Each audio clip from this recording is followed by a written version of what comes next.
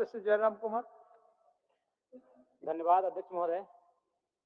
Sir समय का ध्यान रखिए। माननीय वित्त मंत्री महोदय ने कल बजट को पास करने से पूर्व इस राज्य के तमाम बलिदान पुरुषों को याद किया और चूंकि मैं उन्हें सुझाव नहीं अनुरोध करूंगा, चूंकि मेरी आयु से 1.5 गुना उम्र का उनका राजनीतिक जीवन रहा है। मेरी आयु 30 साल है, उनका राजनीतिक जीवन 45 साल का है।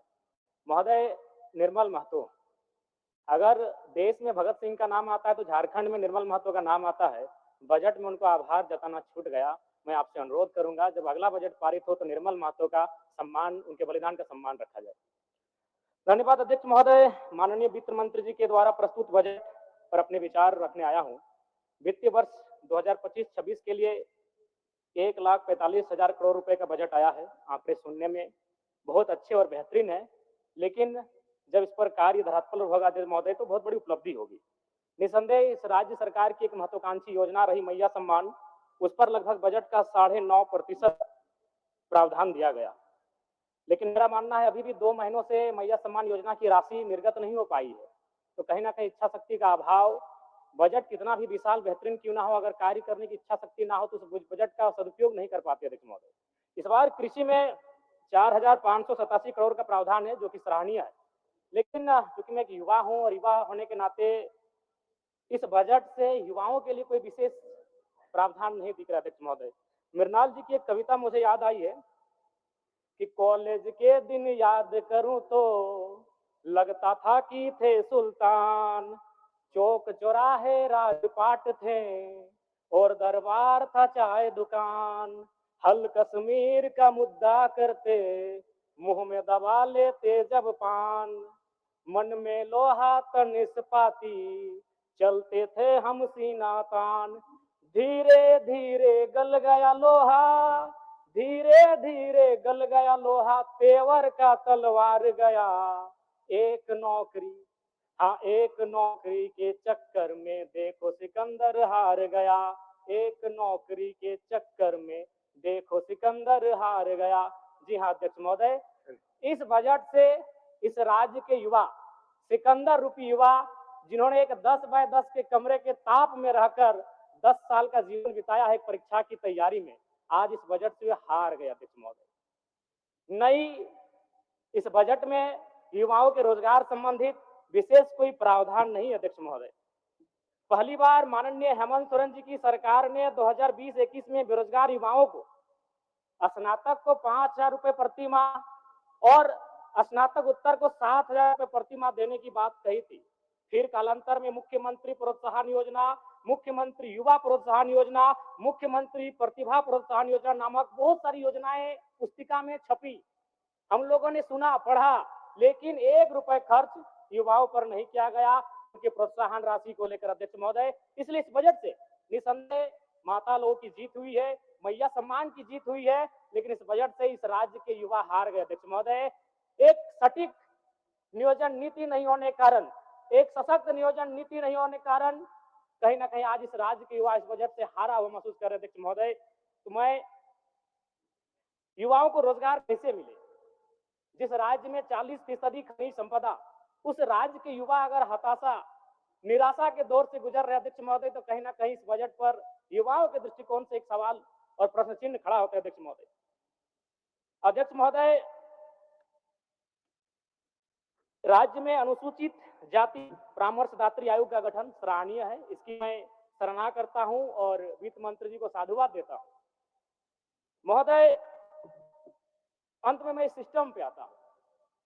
इस सिस्टम पे आना इसलिए जरूरी है महोदय, क्योंकि माननीय वित्त मंत्री महोदय ने विधायिका के कर्तव्य का अनुपालन करते हुए बजट को तो प्रस्तुत किया, लेकिन यदि कार्यपालिका का सहयोग नहीं रहेगा अध्यक्ष महोदय, तो ऐसे बजट का कोई उपयोग नहीं रह पाएगा।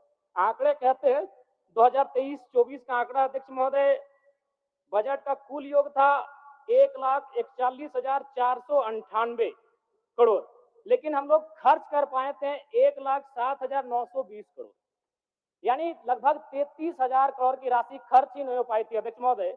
और इस बार का जो बजट है, जो पूर्व का, उसमें भी मात्र 65% ही राशि को खर्च किया गया। इसलिए विधायिका के साथ साथ अगर कार्यपालिका अपनी जिम्मेदारी का अनुभव नहीं करेगी अनुपालन नहीं करेगी अध्यक्ष महोदय, फिर बजट का कोई प्रावधान नहीं रहता है। अध्यक्ष माननीय महोदय, ज्यादा नहीं और 1 मिनट का समय लेंगे अध्यक्ष महोदय, चूंकि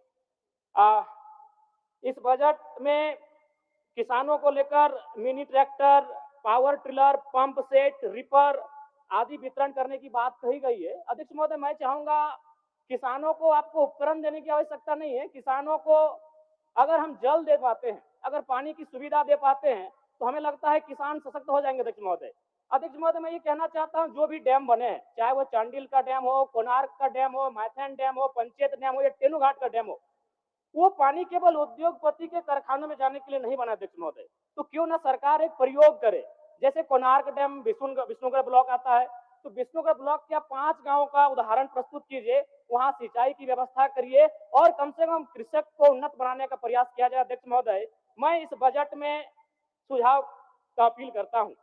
अध्यक्ष महोदय, चलिए और 1 मिनट लेंगे, ज्यादा नहीं अध्यक्ष महोदय। परम श्रद्धेय आदरणीय, इस बजट से दिव्यांग, वृद्धा और विधवाओं को बड़ी आस थी अध्यक्ष महोदय, और जब इस बजट को पढ़ा, और वे लोग भी जब पढ़ेंगे तो बड़ा विशाल लगेगा। 1449 करोड़ 26 लाख, बहुत बड़ी राशि।